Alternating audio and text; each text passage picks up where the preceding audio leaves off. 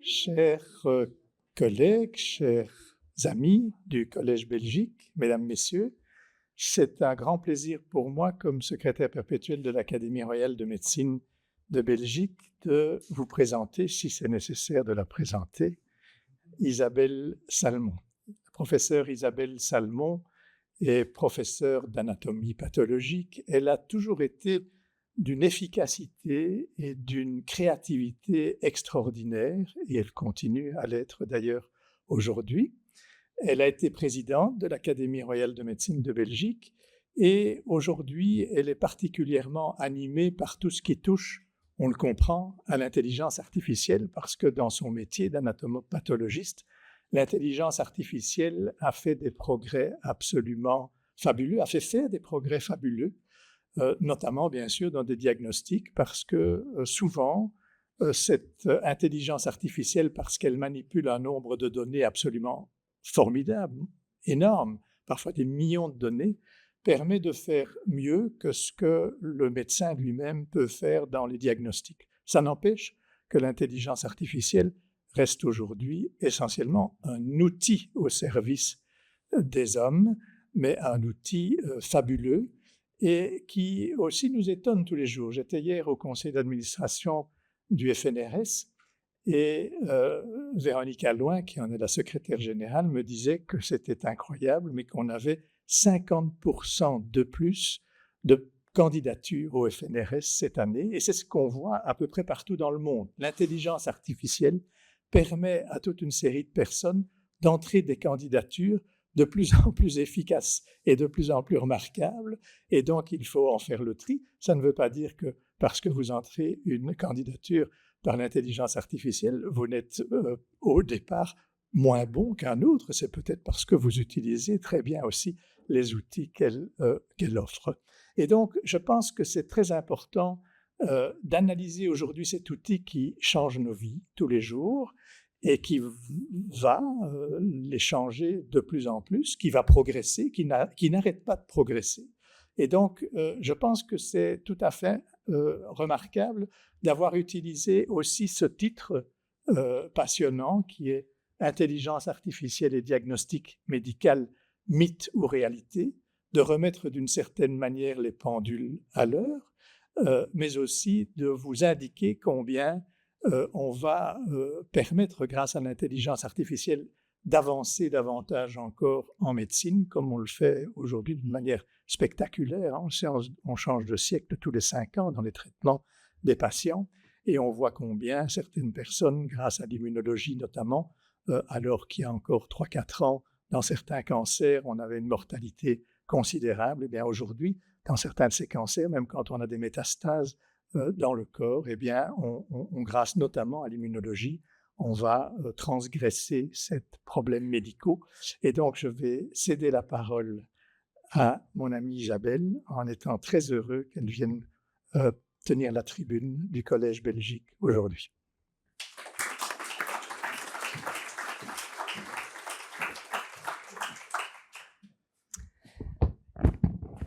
Monsieur le secrétaire perpétuel, chers académiciens, chers collègues, chers amis, mesdames, messieurs, c'est un très grand plaisir pour moi ce soir d'échanger avec vous au sujet de l'intelligence artificielle et la médecine et plus particulièrement le diagnostic médical. Je suis pathologiste. Tout comme les radiologues, mon métier est un métier de l'image. Je suis certaine, comme l'a dit le secrétaire perpétuel, que nos disciplines, et pas rien que les disciplines de diagnostic, sont en profonde mutation grâce aux outils de l'intelligence artificielle et non pas malgré les outils de l'intelligence artificielle. On va ensemble échanger sur ce domaine qui est largement débattu dans de nombreux médias. Je commencerai par une introduction, puis je donnerai quelques notions d'intelligence artificielle et j'espère que les ingénieurs dans la salle seront bienveillants à mon égard. C'est un médecin qui parle, c'est ma compréhension, elle est sûrement très générale. Puis je vous parlerai du diagnostic médical, qui est en fait une tâche très complexe, comme vous le verrez. Comment ce diagnostic peut être augmenté avec l'intelligence artificielle? quelques mots sur la culture très différente par rapport à l'IA en médecine, mais aussi dans d'autres domaines entre les États-Unis et l'Europe. Je ne parlerai pas de la Chine. Quelques conclusions. Pas de chapitre particulier sur l'éthique et l'économie. L'éthique et l'économie seront partout, à travers tous les échanges que j'aimerais faire avec vous ce soir. En guise d'introduction, je voudrais vous parler d'un concept qui m'a largement étonné, et j'ai pu le découvrir de la bouche même de son père, le philosophe Pascal Chabot, qui a découvert ou qui a créé cette notion de surconscient numérique. On connaît bien le conscient, l'inconscient, c'est ce qui nous fait avancer dans la vie, ce qui nous permet d'être souvent heureux. Le surconscient numérique, c'est en fait un nous numérique.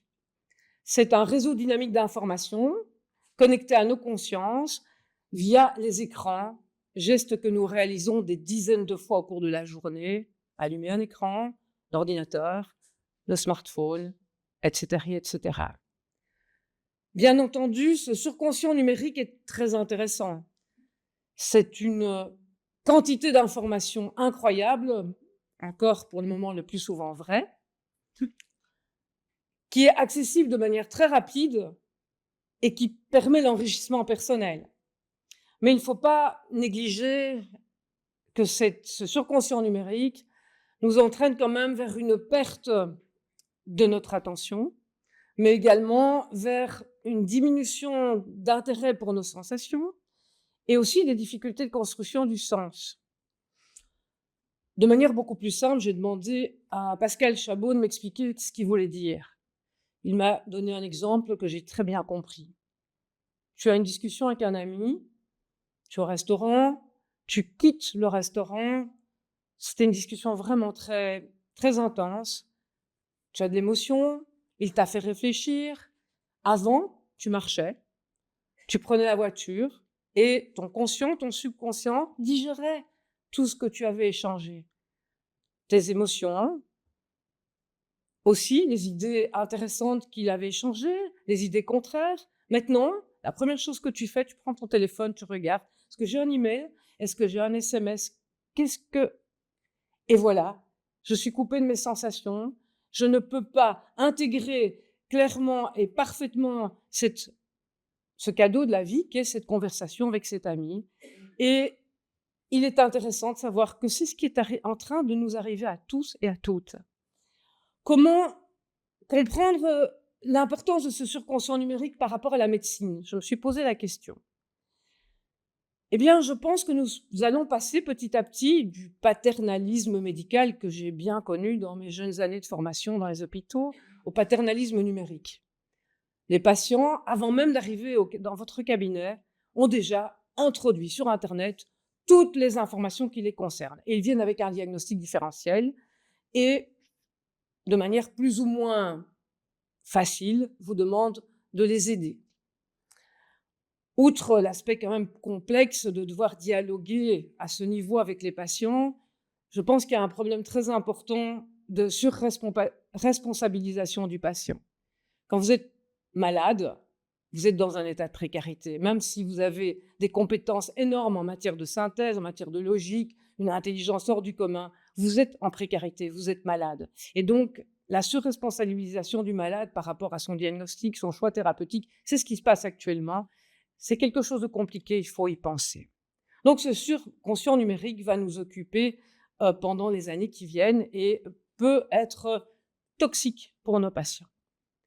Revenons à des concepts plus classiques, la définition de l'intelligence artificielle, le test de Turing que vous connaissez à travers, par exemple, le film Enigma.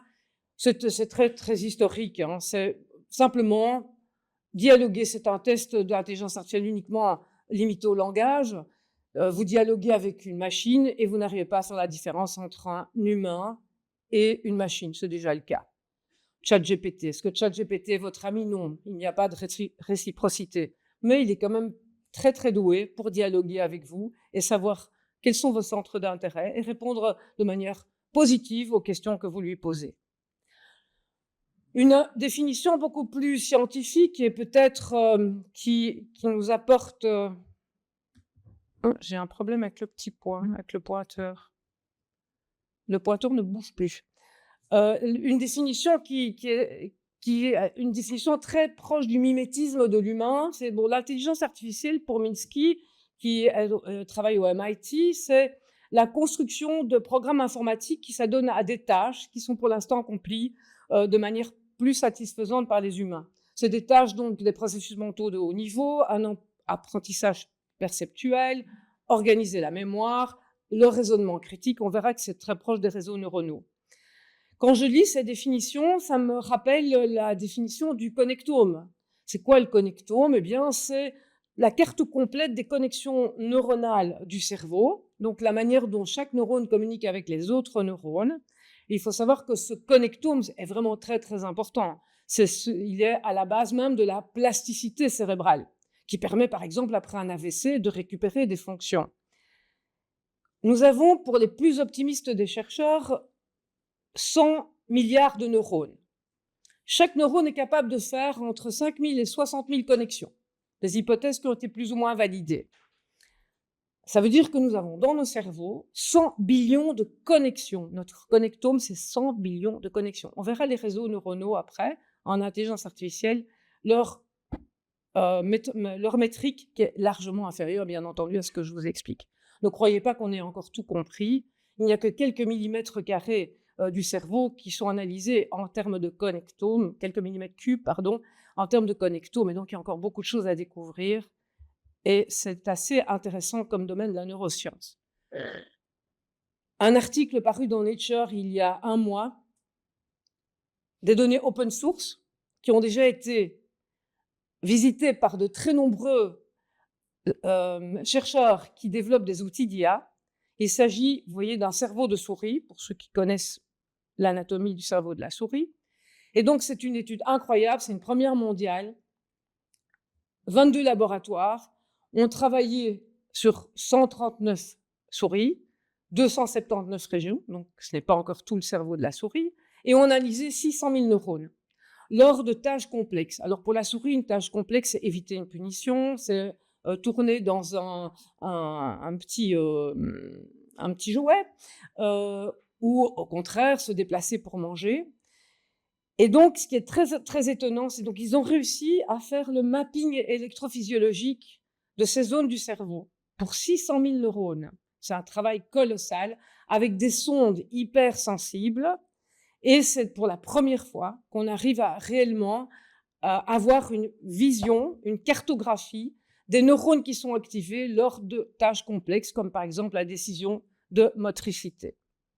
Donc, c'est vraiment une base de données qui est open source, comme je vous l'ai dit, qui nous permet de bien comprendre la biologie, mais aussi d'avoir un parallèle par rapport au cerveau humain et, in fine, d'être un outil incroyable pour les concepteurs d'outils d'intelligence artificielle. Moi, j'ai une définition plus simple de l'intelligence artificielle. C'est tout ce que la machine peut faire à ma place. Et je pense que lorsqu'on regarde l'intelligence artificielle, c'est vraiment ça. Donc, l'intelligence artificielle, c'est un continent. C'est un continent qui comprend... Vous ne pourriez pas venir me remettre le petit... Parce que le petit point rouge là qui est ici, je voudrais bien l'avoir là. Merci, c'est gentil. Donc, l'intelligence artificielle, c'est un continent avec différents domaines. Alors, rien que les noms des domaines sont... C'est pas grave. C'est gentil d'avoir essayé. Merci, c'est pas grave. Je vais... Et vous n'aviez pas un pointeur? Aussi. Ça va, merci. Merci beaucoup. Donc, rien que le nom des domaines montre le mimétisme de l'intelligence artificielle par rapport à l'humain. Le langage, la vision, l'émotion. Et donc, vous voyez qu'il y a énormément de champs d'application de l'intelligence artificielle. Tous ces champs d'application vont générer des outils que nous pouvons utiliser. Et je vous parlerai de quelques-uns de ces outils, mais je ne parlerai pas de robotique. L'automatisation, c'est de l'intelligence artificielle. Vous connaissez très certainement les robots qui permettent d'avoir une précision du geste chirurgical, comme les robots Da Vinci en salle d'opération. Je parlerai beaucoup de computer vision, c'est-à-dire tous les outils qui vont nous permettre d'avoir un œil digital, c'est-à-dire de remplacer, puisqu'on va parler de diagnostic et de diagnostic par l'image, de remplacer l'œil humain, d'être capable de voir, d'être capable d'analyser, mais d'être aussi capable d'interagir avec un vaste domaine de données. Et par exemple, les nouveaux développements de l'intelligence artificielle que sont les transformers, que j'ai à peine compris, sont des outils qui sont capables d'analyser dans un environnement très complexe avec énormément de modalités différentes des résultats d'intelligence artificielle obtenus par des modèles plus simples. Et ça révolutionne vraiment l'approche de l'intelligence artificielle. On va essentiellement donc parler de tout ce qui a à voir avec la vision. Je vous montrerai quand même quelques exemples de machine learning parce que c'est un terme que tout le monde utilise et on va évidemment parler des neurones. Grâce à l'enseignement des ingénieurs qui travaillent avec Benoît Mac et en particulier Manon Doussor, ces outils nous sont un peu mieux compris. Ils sont néanmoins très complexes. L'intelligence artificielle comprend ce qu'on appelle le machine learning. Le machine learning, c'est simplement l'apprentissage automatique. C'est-à-dire demander à une machine, si on lui donne des données, de réaliser des tâches complexes et donc lui donner les possibilités, les algorithmes pour qu'elle puisse réaliser ces tâches complexes. Le deep learning, dans lequel on va retrouver ces fameux réseaux neuronaux dont on parle, ne sont qu'une sous-catégorie de ce machine learning. Une fois que les systèmes sont créés, il faut leur renseigner la manière de fonctionner, c'est-à-dire il faut leur poser la question de manière très claire de ce qu'on attend du système et on va alors les entraîner, soit de manière non supervisée ou supervisée.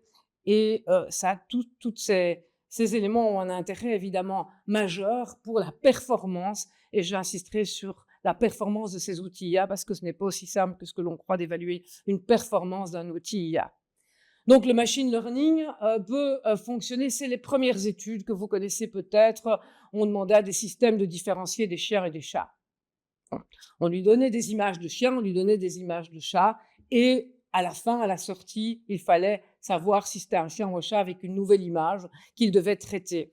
Donc, superviser, pourquoi? Parce que les données sont labellisées, et donc il faut des experts qui vont donc entraîner les modèles, et à la sortie également aussi du modèle, le modèle va donner une classification. Donc, je cherche à savoir combien de chiens, combien de chats j'ai dans une population. Je lui décris quels sont les chiens et les chats et il me sort le nombre de chiens et de chats. C'est ce qu'on appelle superviser. Vous devez savoir qu'en médecine, les outils de diagnostic, par exemple l'image, on va beaucoup parler d'image, rien que cette labellisation des données, et Sandrine Horry en connaît quelque chose, prend un temps énorme. Il faut donc trouver, et la qualité de la base de données va faire la qualité de l'outil. Il faut en moyenne 12 ans pour développer un outil d'intelligence artificielle efficace. 80% du temps est passé à l'établissement d'une base de données correcte et au fait de poser clairement les questions. Donc, ces modèles qui sont des modèles d'apprentissage supervisés sont très très lourds, coûtent très cher, prennent beaucoup de temps et sont remplacés de plus en plus par des modèles non supervisés. Et c'est là que l'intelligence artificielle devient vraiment intéressante. Vous allez fournir au système toute une série de données non labellisées. Et le système va créer ses propres principes de classification. Il va les différencier, vous voyez les petits points rouges, les petits points jaunes, les petits points bleus, en fonction de critères que le système va décider lui-même. Et donc, cela va évidemment beaucoup plus vite, ça nécessite beaucoup plus de données, et il y a toute une série de techniques qui vont permettre donc de classer, mais évidemment à la fin, les valeurs de sortie de la classification, c'est parfois plus compliqué d'avoir une compréhension sur ce qui a été fait.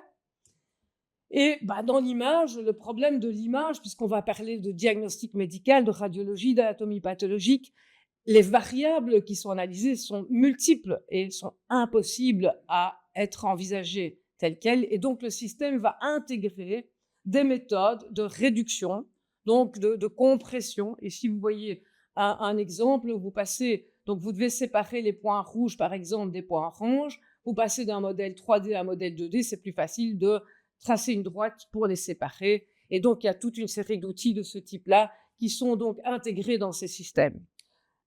La réalité de la constitution et du développement de ces outils d'intelligence artificielle, c'est en fait que les deux modèles sont utilisés. Vous commencez par créer votre outil avec des données labellisées en petit nombre, mais qui ont une information très, très riche.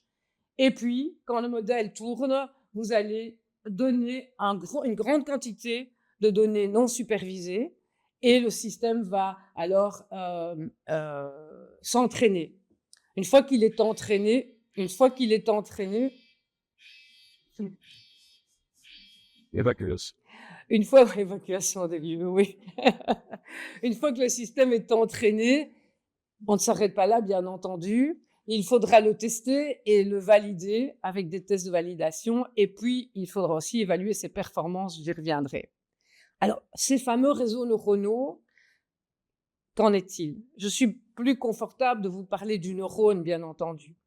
Alors, il y a beaucoup de mimétisme dans l'intelligence artificielle. Le neurone, c'est quoi le neurone dans nos cerveaux? C'est une cellule qui, ici vous avez le soma, donc son cytoplasme, son noyau, et vous avez des prolongements qui sont des dendrites. Alors, toutes ces dendrites sont des prolongements des neurones qui vont se connecter les uns sur les autres.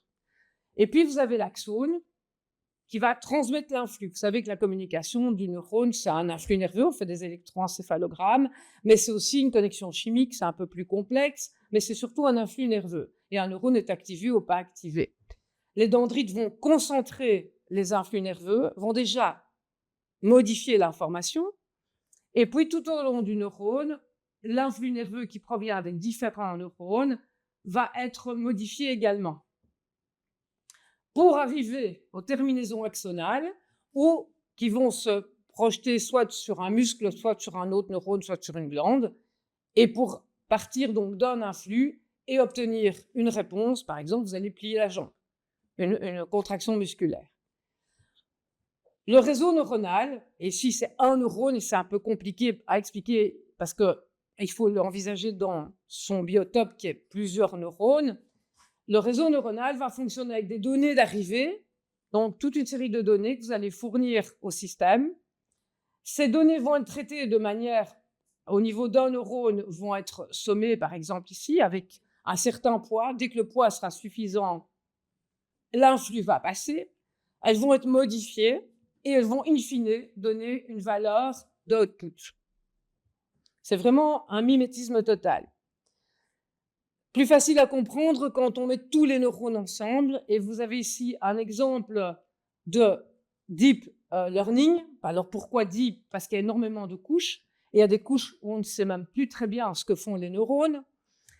Et ce deep learning, eh bien, vous avez toute une série de données qui vont être traitées, vous voyez, de manière préférentielle par certains neurones, avec les couches de neurones ici, avec toujours ce poids. Donc lorsque le poids est suffisant, l'influx passe et vous avez donc des fonctions d'activation.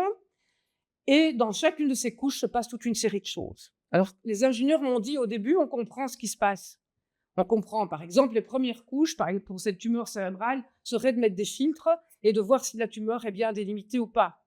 Mais au fur et à mesure qu'on s'enfonce, deep, dans le réseau, on se rend compte qu'on ne sait plus sur quoi travaille le système. Et in fine, on aura à la sortie ces variables de classification qui, je vous montrerai quelques exemples, qui permettent d'aider le médecin dans son diagnostic. Ce qui nous gêne, nous, et ce qui nous a beaucoup gêné au départ, je ne sais pas si vous avez vu sur les différents domaines de l'intelligence artificielle, le dernier des domaines est Explainable Artificial Intelligence, c'est parce qu'on est gêné, nous médecins, d'avoir des classifications et ne pas savoir sur quels critères se base l'intelligence artificielle pour classer. Et donc, les nouveaux outils nous permettent à l'heure actuelle de compenser, dans une certaine mesure, ce black box qui nous ennuie. Toujours est-il que ces outils sont très efficaces, et j'arrêterai là mes connaissances vraiment très, très superficielles en intelligence artificielle, du moins dans les modèles, pour vous dire que ces modèles-ci, qui sont encore plus complexes et qui associent toute une série d'autres outils, sont très, très efficaces en computer vision et reproduisent vraiment, sont capables de reproduire le connectome en matière d'analyse d'images. Très, très efficace. Et c'est encore des réseaux un peu plus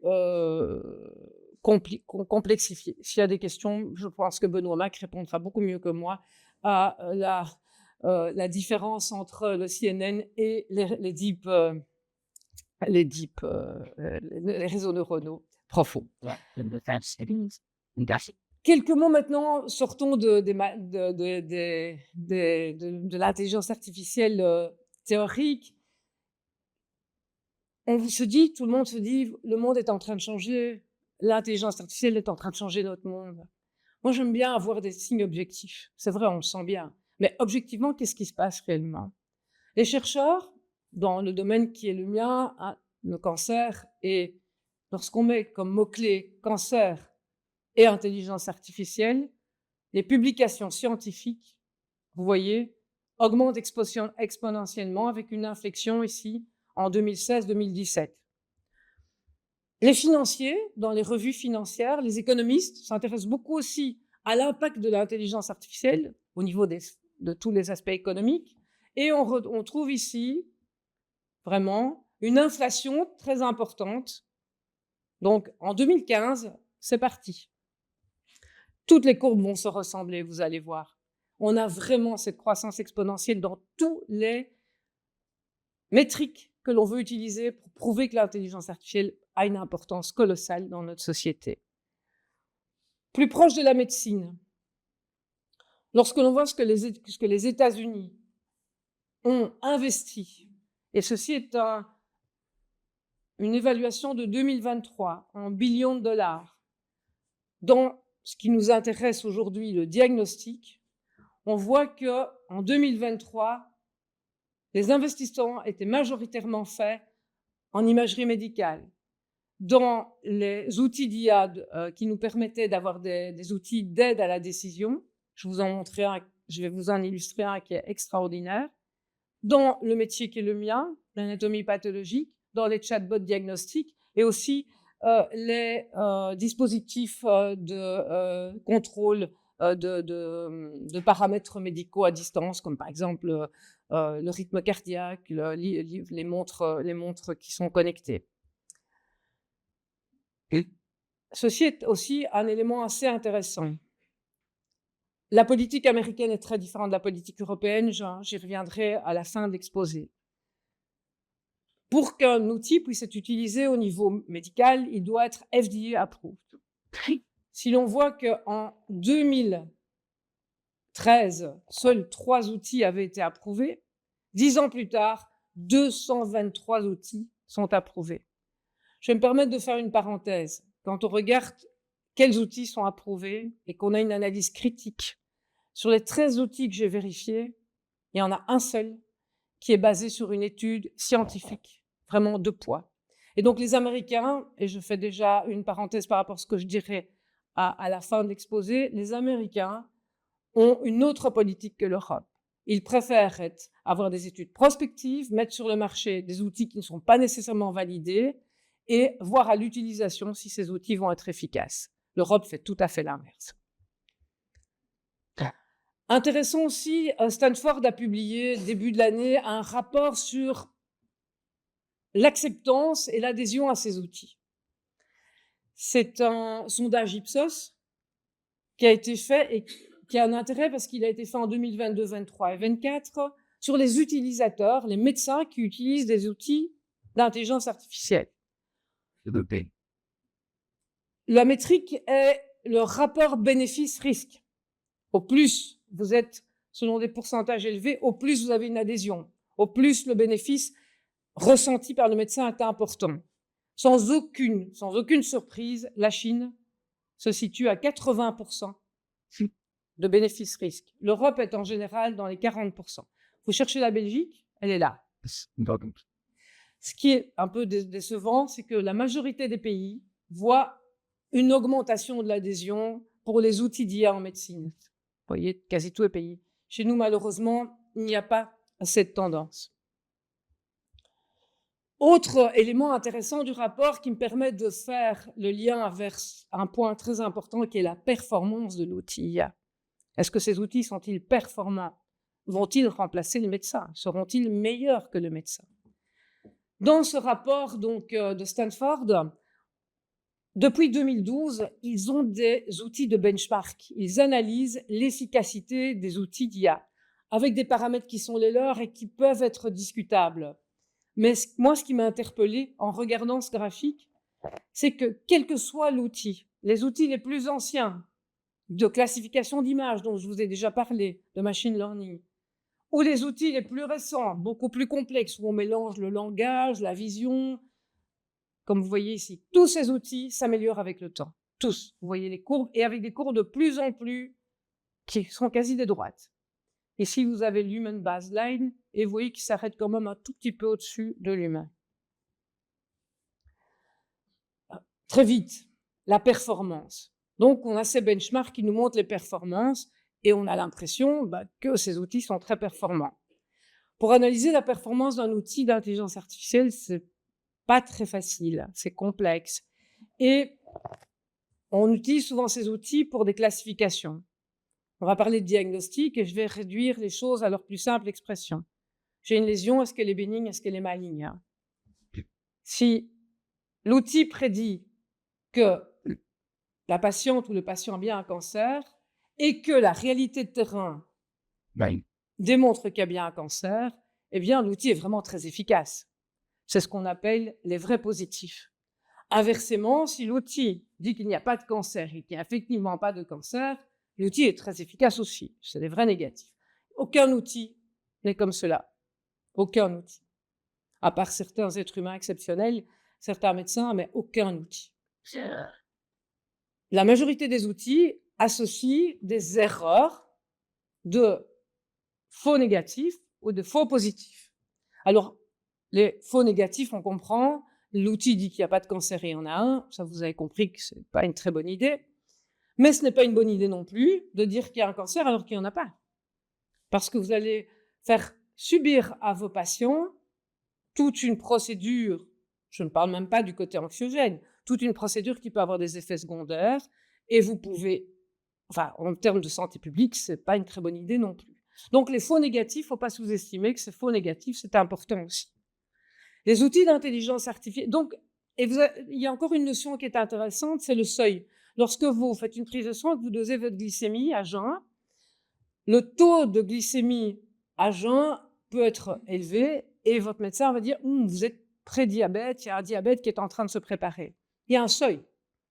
Évidemment, ce seuil est calculé de manière à ne pas dire à toute la population « vous avez un tout petit peu trop de glycémie, vous allez tous être diabétiques ». Pour ne louper aucun diabétique, on a tendance à mettre le seuil très bas. Mais ce n'est pas comme ça qu'il faut travailler. Et donc, ce que je suis en train d'essayer de partager avec vous, c'est que on doit jouer entre les faux positifs et les faux négatifs. Et les outils d'intelligence artificielle, ils détestent les faux négatifs. Ils veulent diagnostiquer tous les cancers. Donc, ils ont, du moins les premiers outils, les outils actuels commencent à tenir compte de ça, ils avaient tendance à surévaluer la présence de cancer. Et pour calculer la qualité d'un outil, vous avez ces courbes sur lesquelles je ne vais pas m'étendre. Simplement, vous voyez que la zone en vert, c'est ce qu'on appelle l'air sous la courbe, c'est l'efficacité de l'outil. Parce qu'à chacun des points sur cette courbe correspond ce jeu du faux positif, faux négatif. Et un outil parfait serait un carré de 1 fois 1 égale 1. Donc, un outil parfait aurait une valeur de 1 de surface. Et tout ce qui se rapproche de 1 est très, très, très, très bon. Tout ce qui se rapproche de 0,5, c'est le hasard. C'est comme si vous lanciez une pièce pile ou face. Le diagnostic. Je ne vais pas vous parler de prévention. La prévention, c'est bien avant qu'il y ait quelque chose qui se passe.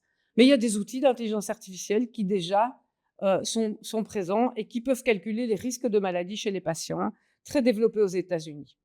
Je vais plutôt vous parler de diagnostic médical, soit de dépistage, soit lorsque le patient a des symptômes.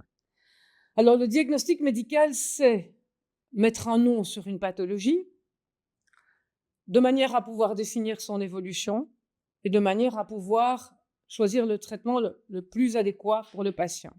Je prendrai l'exemple du cancer qui est assez simple, ou par exemple, dans le cadre du cancer, définir si c'est un cancer d'évolution rapide ou lente et quels sont les traitements qui peuvent être efficaces pour ce cancer-là. Vous connaissez la médecine personnalisée, chaque patient a son cancer qui répond à tel type de traitement et n'est pas le même que le cancer d'un patient même similaire. Le diagnostic médical est basé sur le raisonnement. Il est basé sur l'expertise, il est basé sur les connaissances des développements récents, il est basé sur une analyse multidisciplinaire. D'ailleurs, il y a une obligation légale de discuter les cas de cancer lors de commissions oncologiques multidisciplinaires, chaque médecin apportant son information, donc on casse les silos. Mais ce que vous ne savez peut-être pas, c'est qu'il y a dans le diagnostic un facteur de risque. Il y a une analyse, il y a un principe d'incertitude. Et donc, les médecins font des diagnostics différentiels et vont choisir quel est le diagnostic le plus probable. Et il faut supporter ce diagnostic d'incertitude. Je pense qu'un outil d'IA n'aura aucune difficulté à supporter ce diagnostic d'incertitude. Il faut aussi savoir que le diagnostic est variable. J'avais un de mes mentors qui me disait toujours, oui, enfin, les diagnostics de tel type de pathologie difficile, c'est comme les pots de yaourt, il y a une date de péremption. Effectivement, les développements étaient tellement rapides et exponentiels qu'on améliorait la qualité de diagnostic et on classait différemment les patients. Et donc, il y a un processus réitératif. Si quelque chose se passe dans l'évolution, on peut revenir sur ce que l'on a dit. Donc, le diagnostic n'est pas quelque chose de simple. Le diagnostic, et particulièrement le diagnostic du cancer, c'est le Graal de s'imaginer qu'on fait une prise de sang. On a beaucoup cherché, beaucoup de chercheurs ont essayé de trouver le marqueur absolu du cancer. Il n'existe pas. Il y a des marqueurs de cancer dans le sang, bien sûr. Et donc, ce cheminement du diagnostic, c'est vraiment une fonction très complexe qui est parfaite pour un outil d'intelligence artificielle.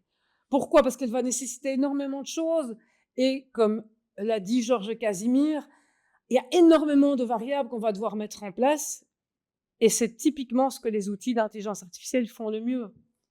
Le premier socle, on ne va pas le négliger, c'est le patient et son médecin. Le médecin qui va écouter ce que le patient lui dit. Il y a des informations incroyables dans l'anamnèse, la discussion. L'examen physique est évidemment très important. C'est à partir de l'anamnèse et de l'examen physique qu'on va décider de la suite. Je vais vous parler essentiellement de la suite puisqu'on va parler d'images. Et la suite, c'est le type d'examen radiologique qui va vous être proposé. Je vais vous parler de la corrélation entre le radiologue et le pathologiste, qui est très peu connue, et bien entendu, les examens sanguins qui vont jouer un rôle important avant, in fine, de choisir le traitement. On va également parler de biomarqueurs. Les biomarqueurs sont très importants, ils sont très nombreux. Ce sont des éléments issus de différents domaines de la recherche, intégrés dans la médecine, qui vont nous aider à comprendre comment va évoluer une maladie. La pathologie. La radiologie, vous connaissez, vous êtes en contact avec des radiologues, vous n'êtes pas très souvent en contact avec des pathologistes. La pathologie, en fait, est un processus assez complexe qui comprend deux chaînes. Une chaîne technique très importante et puis une chaîne médicale sur laquelle je reviendrai. La chaîne technique, c'est la chaîne qui va faire que votre biopsie ou votre pièce opératoire va être transformée en ce bloc, en paraffin, puis en cette lame sur laquelle le diagnostic va être posé. Et toute cette chaîne se fait avec des automates, mais majoritairement avec des êtres humains. Automatiser un laboratoire d'anatomie pathologique, c'est compliqué. Ce n'est pas comme les laboratoires de biologie clinique, vous avez des grands automates, et donc il y a un facteur humain très important. Ces blocs en paraffin sont dans des archives et peuvent rester ad vitam aeternam. Donc, peuvent être utilisés, par exemple, lorsqu'un patient a une récidive, même 20 ans après, de manière à réanalyser le tissu. C'est assez exceptionnel. Maintenant, voyons la chaîne médicale qui va se paralléliser à la chaîne technique. Le médecin va recevoir cette lame et sur une coloration qui est la même depuis la nuit des temps, une coloration qui colore en rose le cytoplasme et en bleu les noyaux, il va poser un diagnostic. Il fonctionne comme un outil d'intelligence artificielle de deep learning. Il va faire de la reconnaissance, pattern recognition, la reconnaissance d'architecture. Il va, avec tout ce qu'il a au niveau de sa mémoire, tout ce qu'il retrouve dans des books qui sont des guidelines que nous devons utiliser, ce sont des guidelines qui associent une image à une évolution clinique en donnant un nom à la pathologie. Et donc, dans un premier temps, vous voyez ici un estomac normal, un adénocarcinome de l'estomac, il va dire c'est bénin, c'est malin. Et puis, il va aller plus loin. Il va caractériser le cancer. Ici, vous avez un cancer du poumon qui est un adénocarcinome, et là, vous avez un cancer du poumon qui est un carcinome épidermoïde. Celui-là, il aura énormément de possibilités de traitement. Pour celui-là, on a très peu de possibilités de traitement, pour montrer à quel point rien que ces images sont importantes. De nouveau, l'intelligence artificielle va pouvoir travailler de manière très précise sur ces patterns, reconnaître les glandes, reconnaître les perles cornées. Une deuxième approche donc de l'anatomie pathologique, qui est notre quotidien, lorsque cette image hématoxine-éosine a permis d'avoir un diagnostic, on va le valider, parce qu'on a souvent des diagnostics différentiels. On va proposer plusieurs diagnostics. Et on va le valider à l'aide de biomarqueurs, donc d'éléments qui vont nous permettre de définir comment va évoluer la tumeur, en l'occurrence, ou la maladie, si on est dans le non tumoral, et je vous en montre quelques-uns. On est toujours dans l'image. Et ici, par exemple, vous avez un marqueur de prolifération. Au plus vous avez de noyaux bruns, au plus la tumeur prolifère, au plus elle est agressive. Ici, vous avez un marqueur de cellules basales qui, dans l'autre sens, va nous permettre de dire que cette glande prostatique est bénigne. Ce sont donc des biomarqueurs issus du monde protéique. Ensuite, on a des biomarqueurs qui vont être issus de la moléculaire. On va aller rechercher des mutations, toujours à partir de ce bloc en paraffine. On ne doit pas rebiopsier le patient ou reprélever des échantillons. Et ces mutations, par exemple ici pour le cancer du poumon, ne sont pas des images, et donc on a des informations numériques qui vont plaire aussi aux outils d'intelligence artificielle. Et ces informations vont, par exemple, nous dire ce type de mutation va permettre de donner tel type de traitement à cette patiente qui est porteuse d'un cancer du poumon. Donc nous, en tant que pathologistes, et les radiologues encore plus que nous, vous verrez, nous avons l'habitude d'intégrer des biomarqueurs. Nous avons intégré les protéines avec l'immunohistochimie, comme je vous l'ai montré. Nous avons intégré le NGS, c'est le nom de l'automate qui nous permet d'analyser énormément de mutations. Les mutations d'ADN, les mutations d'ARN, on a intégré le méthylome également. Eh bien, nous allons intégrer les biomarqueurs d'intelligence artificielle comme nous avons intégré les autres. Il n'y a pas cette angoisse de remplacement absolu. On va intégrer ces biomarqueurs. Juste une petite parenthèse sur le rôle entre le radiologue et le pathologiste, qui n'est pas toujours bien connu. Vous savez qu'avant, on opérait très facilement, c'est vrai. Il y a 30 ans, la chirurgie était un acte non seulement thérapeutique, mais également diagnostique. À l'heure actuelle, il est impensable d'opérer, donc de réaliser une résection d'une partie d'organe pour un diagnostic. On va biopsier, on n'opère qu'à visée thérapeutique. C'est parce qu'on a développé des tas d'outils. Et le lien entre le radiologue et le pathologiste est incroyable par rapport à cette diminution, donc on appelle donc cette désescalade du surdiagnostic sur traitement. Et je vous montre un exemple qui m'est cher, qui est le nodule thyroïdien. 50% des femmes de plus de 50 ans ont des nodules thyroïdiens. J'ai connu encore à l'époque beaucoup d'interventions chirurgicales pour des nodules tout à fait bénins. Le radiologue va analyser ce nodule, ces thyroïdes. Il va donner un classement, un score. On demande beaucoup aux médecins de scorer. Scorer, c'est compliqué. Quand on sait que quand un individu doit prendre une décision, c'est les neuroscientistes qui le disent, sur plus de 5 critères, il ne pondère pas bien le 6e critère. Okay ? Donc ici, il va devoir faire une classification sur toute une série de critères, il y en a 7 ou 8, en donnant un chiffre, donc en scorant, du plus bas, pas de risque de cancer, vers le plus haut, au risque de cancer. Lorsque le radiologue a donné son information, une ponction va être réalisée et le pathologiste va analyser du matériel de ponction, des cellules, et va devoir faire la même chose. il va devoir donner un risque de cancer. Si le risque de cancer est élevé, on opérera le patient. Pourquoi cette chaîne? Parce que de la même manière qu'on ne peut pas opérer tous les nodules thyroïdiens, on ne peut pas non plus tous les biopsier, il y en a trop. Et donc, on a besoin d'avoir des éléments de discrimination des nodules de manière à avoir cette chaîne et que cette chaîne de dépistage, parce qu'on parle vraiment de dépistage, soit correcte.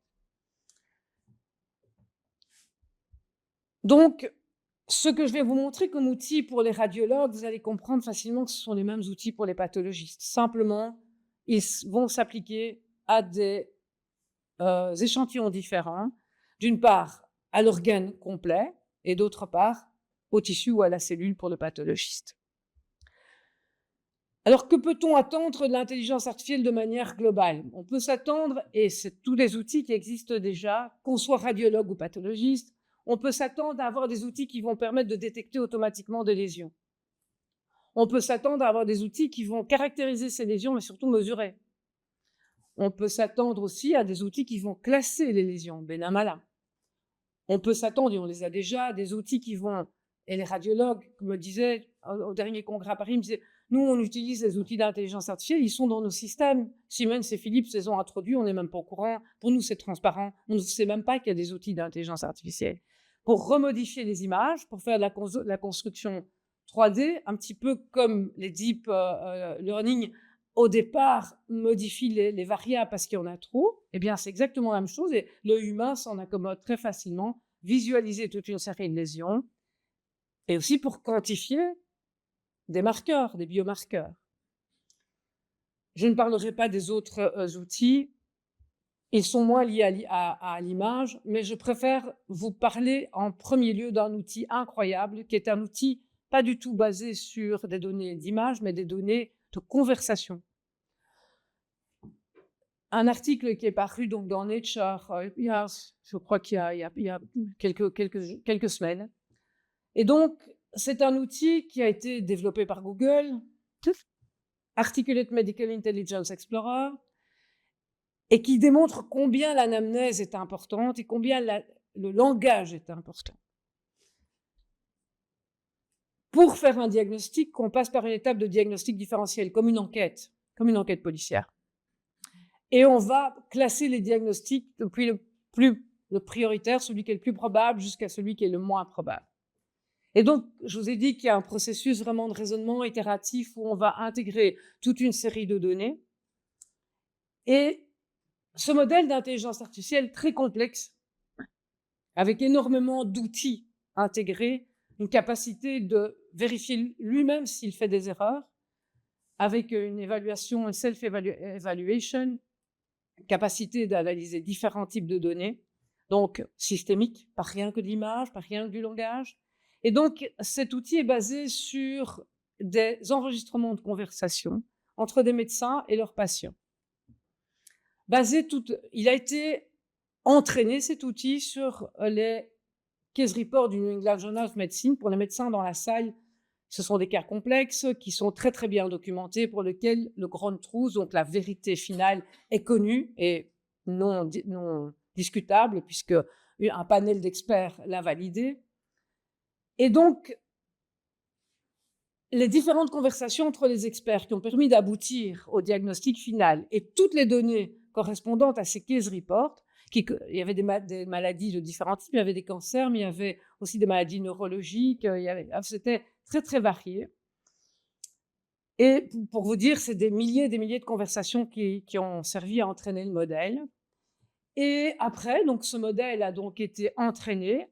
Et pour la validation, ils ont demandé à 20 médecins, une dizaine de généralistes et des spécialistes, de prendre des cas réels et de voir comment fonctionnait le système avec les cas réels.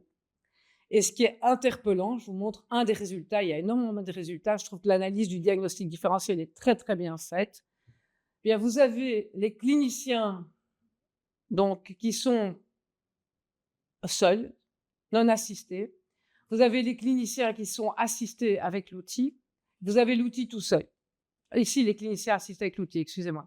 Là, c'est les cliniciens qui peuvent avoir accès à PubMed. Enfin, bon, je ne vais pas rentrer trop dans les détails. Ce qui est important, c'est de savoir qu'ils ont regardé le nombre de cas classés Ici, c'est les 5 diagnostics différentiels proposés soit par l'intelligence artificielle, soit par les cliniciens. Est-ce que dans les 5 diagnostics différentiels, le diagnostic final, le bon, est présent? Oui ou non? Est-ce que ce diagnostic est correctement positionné? Donc, la classe 5, il est mis numéro 1. La classe 4, il est mis numéro 2, enfin, etc., etc. C'est vraiment une analyse très complexe. Mais qu'est-ce qu'on va retenir? On va retenir que le clinicien qui est dans des conditions donc non assistées, on va prendre peut-être le meilleur, il arrive à classer correctement dans la classe 1 103 dossiers. Alors que lorsqu'il utilise cet outil, il en a 142. Et l'outil seul, je sais que ça ne plaît pas énormément au Toubib, il en classe 165. Alors, il y a une série de reviewers qui ont émis des tas de remarques par rapport à l'article, ils ont tous raison. C'est clair que, mais ça pose, ça n'est pas publié dans n'importe quelle revue. Comme vous voyez, c'est Nature qui est quand même une des plus grosses revues, une des revues les plus, je veux dire, glamour. On peut remettre tout en doute. Mais moi, cet article m'a vraiment impressionné, basé sur la discussion, sur les enregistrements des anamnèses, des modèles de langage. Je laisse à votre réflexion cette diapositive. Revenons aux radiologues et à l'image. Les radiologues, ils ont des longueurs d'avance sur les pathologistes. Ce sont des early adopteurs d'intelligence artificielle. Ils ont les PAC systèmes depuis longtemps, donc ils travaillent sur des images digitalisées depuis très longtemps. Ils ont un standard d'image unique, parce que Siemens et Philips se sont mis d'accord pour avoir un même standard, qui est le DICOM. Les pathologistes, ils ont 40 standards d'image différents, donc beaucoup de difficultés d'interopérabilité. Et déjà, depuis 1990, les radiologues utilisent des outils d'intelligence artificielle dans différents pays. Dans les guidelines de recommandation actuelles, on dit effectivement que pour certains outils, on va revenir sur les mammographies, pour certains examens, l'intelligence artificielle doit être considérée comme un second reader, doit être associée au radiologue pour avoir une efficacité de diagnostic, non pas pour remplacer le radiologue, mais pour l'aider dans son diagnostic. De nouveau, quelques métriques. Le market size de la radiologie, qui est colossal comparé à d'autres markets en médecine. Vous voyez donc la quantité de dollars qui ont été déjà dépensés et qui vont être encore investis, parlons plutôt positif, qui vont être investis dans ces outils. Et lorsqu'on regarde ce rapport en détail, qu'est-ce que l'on voit? En numéro 1, la mammographie. Ben oui, le dépistage. Énormément de dépistage. C'est peut-être un des seuls cancers où le dépistage est efficace. Ensuite, le thorax. Pourquoi? À cause du Covid. Donc, il y a pas mal d'outils d'intelligence artificielle qui ont été développés pendant le Covid. Puis, la neuro, les accidents vasculaires cérébraux, diagnostic rapide. Et je vous passe le reste qui sont plutôt des niches. Donc, les radiologues utilisent déjà les outils d'intelligence artificielle. Et la Société européenne de radiologie, donc on est en Europe de nouveau, a posé la question aux radiologues utilisant les outils, est-ce qu'ils étaient contents ou non? Eh bien, on voit que 44% des radiologues, c'est une analyse qui date de 2022. Peut-être qu'elle sera un petit peu différente maintenant. 44% des radiologues trouvent qu'il n'y a pas d'intérêt d'utiliser ces outils. Ben, il y en a 22%, et ça je pense que c'est important, quasi 23% qui disent ça va pas parce que ça nous surcharge encore plus de travail. Et ça, je pense que c'est vrai. Je pense qu'il y a un vrai problème dans les outils d'intelligence artificielle, c'est l'intégration dans la routine quotidienne. Autant les outils sont impeccables, autant quand on essaye de les intégrer dans la routine quotidienne, on n'y arrive pas. Ceux qui étaient plutôt positifs, et c'est assez intéressant aussi, eh bien, ils sont quasi la moitié, plus de la moitié, à être contents de pouvoir avoir des outils qui vont rechercher les lésions et qui vont leur préparer le travail. Et ils sont aussi contents par rapport aux évaluations quantitatives. Le scoring est vraiment très compliqué pour l'œil humain. La mammographie. La mammographie de base, la radiologie, la mise en évidence de lésions. De nouveau, on est dans le même concept, scorer. Scorer pour donner à ces images un pourcentage de risque de malignité. Si le pourcentage est suffisant, biopsie. Si la biopsie est positive, le traitement. La mammographie, je vous rassure tout de suite, il y a 20% des cancers qui ne sont pas diagnostiqués à la radiographie. Il y a des résultats faux positifs. Il y a on surdiagnostique et on surtraite parfois certaines, parce qu'on traite des images, et il ne faut pas traiter des images, il faut traiter des cancers. Alors attention, ce n'est pas 20% de cancers qu'on loupe dans les screenings, parce qu'on a d'autres outils de diagnostic. On a des nouveaux outils en 3D, on a des résonances magnétiques, enfin on a beaucoup d'autres choses. Mais la mammographie, qui est quand même l'examen de base le plus facile, eh bien, j'ai repris un article récent qui vient de Chine, qui date de 2025. Après, vous verrez qu'on va l'introduire dans une analyse beaucoup plus internationale, mais ils ont énormément de cas. Donc, 25 543 femmes, 0,57% de cancer dans la série analysée, et de nouveau, même type de graphique assez facile à analyser.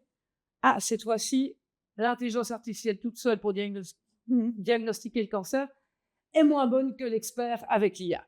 Mais l'expert sans l'IA est moins bon que l'expert avec l'IA. Et ça se retrouve un petit peu partout. Donc, je pense que ce genre de... là, c'est le junior. Je pense que ce genre de résultat doit vraiment nous convaincre que l'IA est un outil, que le médecin doit devenir un médecin augmenté. C'est un des premiers papiers que j'ai trouvé, c'est pour ça que je voulais vous le montrer, avec un taux de faux positifs relativement acceptable. Donc, très peu de cas qui sont diagnostiqués positifs alors qu'à la biopsie, il n'y a pas de cancer.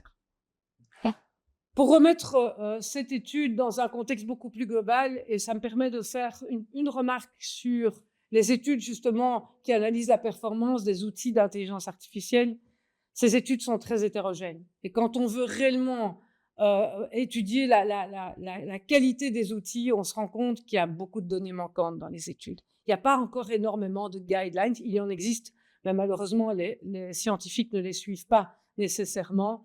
Et vous voyez ici donc une méta-analyse où, sur un nombre vraiment très, très important d'études, 11 921 études rapportées dans PubMed, pour le sein, seules 82 études ont pu être analysées en matière de performance.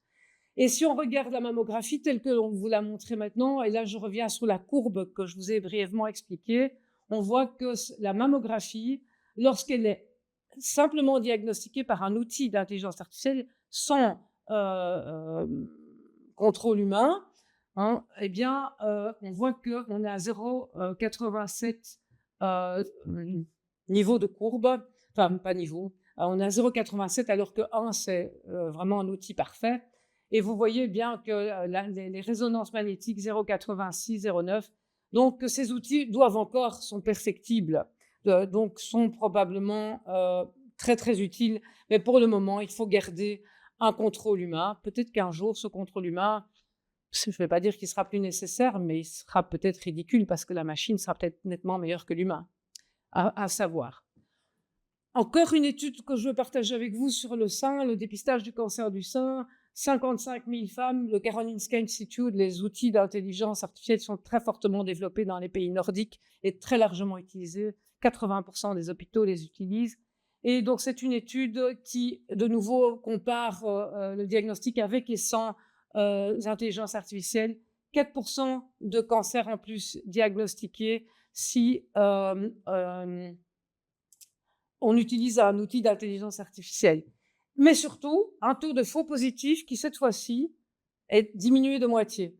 Donc, on voit que ces outils deviennent de plus en plus efficaces. Autre chose que cette étude a démontré, vous l'avez peut-être entendu parce qu'elle a été rapportée dans les médias, il y avait des cas, donc c'était des cas de dépistage avec des mammographies réalisées tous les ans, comme c'est le principe de la procédure de dépistage. Et quand certains cancers apparaissaient 3 ou 4 ans après 3 mammographies, 2 mammographies négatives, ils ont resoumis les mammographies à l'outil d'IA. Et l'outil d'IA, pour certains de ces cas, a proposé un risque de malignité. Donc, intéressant. Alors que le radiologue qui revoyait les clichés ne voyait rien à l'œil nu. Manon, pour vous montrer que l'intelligence artificielle ne donne pas tout de suite des résultats fabuleux. Et donc, je vous ai parlé du dépistage du cancer thyroïdien. C'est les premiers résultats sur 160 patients avec un modèle. Et vous voyez que les courbes sont encore un petit peu dans le stade de l'enfance, elles ne sont pas encore adolescentes. Mais on a déjà une très, très belle courbe. On est déjà un peu mieux que le hasard, mais avec seulement 160 patients. Ce n'est rien, 160 patients. Et donc, c'est pour vous montrer combien ces outils ont quand même une puissance potentielle, tout en faisant attention, évidemment, à les cadrer. La pathologie, je vous ai expliqué un petit peu mon métier avec la quantité incroyable de variables que nous devions intégrer pour le diagnostic, avec la nécessité de scorer, la nécessité de quantifier. C'est très clair que nous avons énormément d'attentes de ces outils d'intelligence artificielle. Nous partons un peu plus tard que les radiologues parce que nous sommes encore, pour bon nombre d'entre nous, avec des lames de verre et des microscopes. Pourquoi ? Parce que la digitalisation de l'anatomie pathologique a pris du temps. Il a fallu découvrir ce style de scanner. Vous connaissez les scanners papier qui vont screener en 2 dimensions. Eh bien, les Whole Slide Imaging, qui sont des scanners dédiés aux lames d'anatomie pathologique, vont rajouter la 3e dimension qui est le microscope. Et donc, simplement pour vous dire que quand il y a une 3e dimension, pour chaque pixel, on va en plus voir toute une série de champs. Ces images sont très, très lourdes, elles font 2 gigabytes.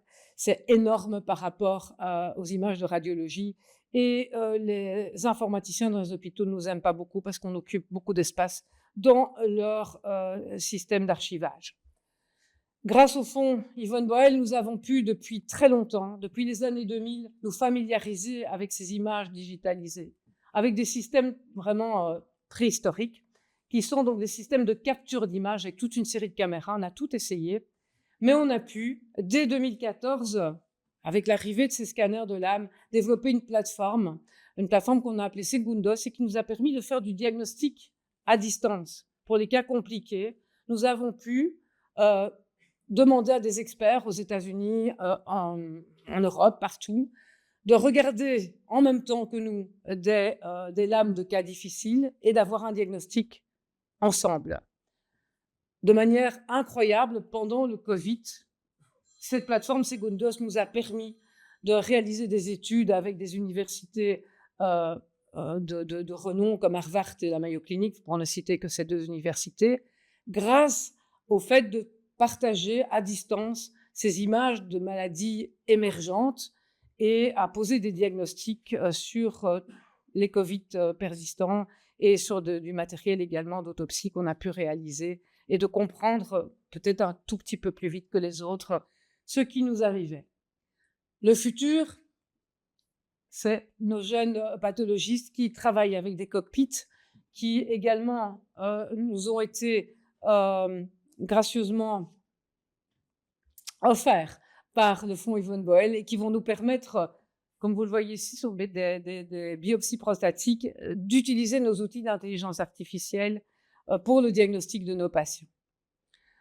Alors, tout comme les radiologues vont diagnostiquer des masses et vont classer ces masses à la mammographie pour dire oui ou non il s'agit d'un cancer, le pathologiste, dans les biopsies, vous avez ici des biopsies de mammotomes, vont avoir des outils qui vont les aider à retrouver dans tous ces tissus la présence de cancer. Et donc, c'est des outils qui sont connus depuis très longtemps, déjà très très bien développés. Et je vous montre ici un article de 2025 où on a effectivement une très très grande performance, puisqu'on est vraiment très proche du 1 à 0,97, là vous voyez, avec seulement 2 erreurs. Et les erreurs sont des erreurs que l'on peut comprendre à une cicatrice qui a été prise pour un cancer, donc un faux positif et un faux négatif. Une autre application, c'est la recherche. Vous savez que quand il n'y a pas de métastase lors du diagnostic d'un cancer du sein, c'est bingo, le pronostic est vraiment très très bon. Et donc, il faut analyser les ganglions de drainage, les ganglions sentinelles, et rechercher la présence de cellules cancéreuses dans ces ganglions axillaires. Il faut aussi les quantifier, il y a les micrométastases, il faut mettre une taille, vous imaginez le humain, mesurer la quantité c'est vraiment très complexe. Et donc, il y a effectivement des outils qui nous permettent de mettre en évidence ces cellules cancéreuses valider ces outils par immunohistochimie, vous voyez là, c'est très facile, on les reconnaît. On n'a plus besoin de faire d'immunohistochimie. C'est 24 heures de gagner pour la patiente avec des taux de performance quand même très, très élevés, comme vous le voyez. Encore plus utile, dans le cancer du sein, le traitement du cancer du sein est également, il n'y a pas que la chirurgie, il n'y a pas que la radiothérapie, il y a les thérapies ciblées. Pour pouvoir donner des thérapies ciblées, il faut que la cible soit présente au niveau des cellules tumorales. Connu depuis très longtemps aussi, R2, un facteur de croissance, est présent sur certains cancers du sein. Lorsqu'il est présent, la patiente va pouvoir bénéficier d'un traitement qui va bloquer, un anticorps monoclonal qui va bloquer ce récepteur qu'on appelle la herceptine. Et ces patientes ont vraiment des pronostics très, très, très, très bons. Évaluer la présence de récepteurs n'est pas simple. Elle se fait sur une image. Elle se fait par immunohistochimie. Et vous voyez ici, cette cancer du sein n'a pas de récepteur. Celui-là en a beaucoup. C'est clair, cette patiente-là n'aura pas de herceptine. Cette patiente-là pourra en bénéficier. Que faites-vous avec ce type d'image? Entre les deux, entre chien et loup, le pathologiste seul, c'est très compliqué pour évaluer ce score. Et il y a énormément d'algorithmes qui travaillent sur ce qu'on appelle les low R2 pour aider à valider ces marquages. On a d'autres techniques. On peut faire des techniques de biologie classique, mais qui prennent aussi, de biochimie classique, qui prennent aussi beaucoup de temps. Ici, on voit très clairement que l'IA va aider. On parle beaucoup des biais de l'intelligence artificielle, je n'en parlerai pas, il y en a beaucoup, c'est clair. Mais les humains ont des biais aussi. Les pathologistes sont fatigués. Ils ont parfois un jugement subjectif, qu'est-ce que vous voulez. Et parfois, nos techniciens, ils ont des difficultés aussi. Et parfois, les chirurgiens, quand ils font des biopsies de mammotome, ils ne fixent pas tout de suite. Et alors, on n'a pas des beaux marquages et on a des difficultés. Donc, il y a des outils d'IA qui sont capables, comme pour la radiologie, de reconstruire des images correctes et de les analyser de manière précise. Nous sommes en train de travailler, je vous ai parlé du sein, exactement sur les mêmes outils que nous développons nous-mêmes avec des sociétés françaises sur le cancer de la prostate. Et je montre simplement ce résultat pour dire que même si les résultats sont très, très, très bons, et on est content, on a des résultats, vous voyez, des métriques qui sont tout à fait similaires à ce que je viens de vous montrer. Mais la réalité de terrain, c'est aussi ce tableau du bas. Avec des classes intermédiaires, la médecine, c'est pas tout blanc, tout noir. Il y a des zones de gris. Et lorsque vous devez tenir compte de ces zones de gris, vous voyez que l'outil d'intelligence artificielle va classer 1530 lames intermédiaires. Que fait-on de ces lames intermédiaires? Ça, c'est la performance, non pas de l'outil, mais la performance de l'outil appliqué au diagnostic. Comment va-t-on traiter ces données? Et c'est très compliqué. Donc, nous travaillons sur une meilleure manière d'intégrer les résultats de l'IA dans nos protocoles. Je terminerai rapidement en disant que toutes les technologies ont le même type d'évolution. Il y a le rêve au départ, tout le monde est content, on est persuadé que ça va être génial, ça va tout améliorer, et puis on dégringole. On a la désillusion. Et puis la période que moi je préfère, tout le monde est content, doucement, tranquillement, et on adopte le système. On verra où on en est dans l'intelligence artificielle sur la diapositive suivante. Ce rapport du MIT qui vient d'être publié il y a 2-3 jours est quand même interpellant. 95% des projets d'intelligence artificielle générative n'apportent pas la valeur attendue, financière, malgré l'argent investi. L'intelligence artificielle générative, je ne vous en ai pas parlé, mais c'est une intelligence artificielle qui, vous avez vu les apprentissages supervisés, non supervisés, c'est encore une autre étape. C'est l'intelligence qui va générer elle-même ces données. On appelle ça des données synthétiques, pour avoir beaucoup, beaucoup de données, de manière à pouvoir tester son algorithme sur un grand nombre de données. On peut se poser la question de savoir si des données synthétiques sont tout à fait comparables à la vie de tous les jours et aux données réelles de terrain. Mais ce qui est très intéressant dans ce rapport du MIT, c'est que si ça ne se passe pas bien, ce n'est pas nécessairement lié à l'outil.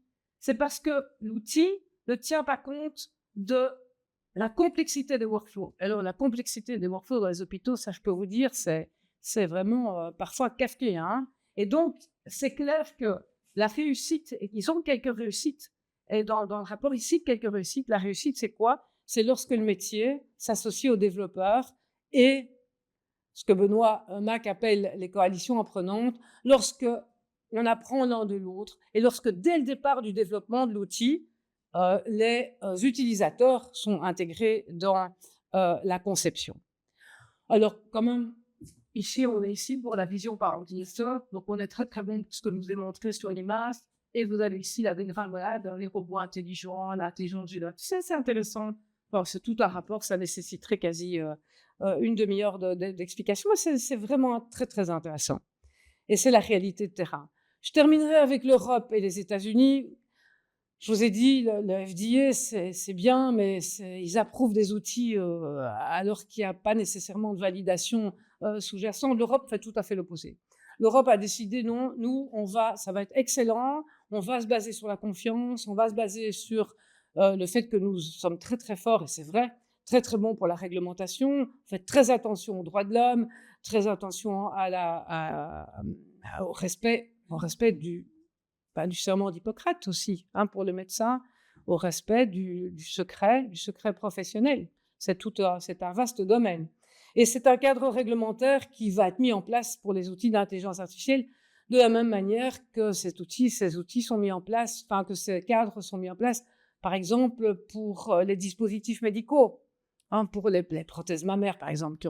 Ça va être exactement... Et donc, c'est très, très, très, très contraignant.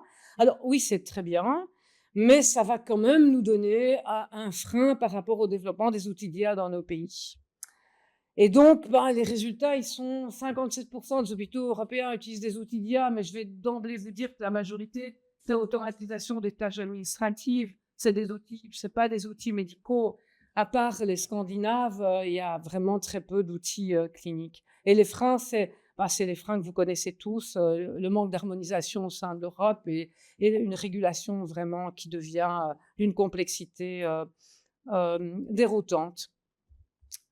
Je terminerai en disant, je pense qu'il faut se regrouper pour soigner la main dans la main. La médecine sans médecin, j'y crois pas du tout.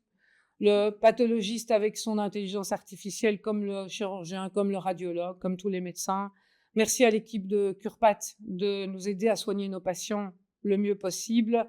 Merci aux médecins de différents hôpitaux pour lesquels nous travaillons de nous offrir la possibilité de développer ces outils.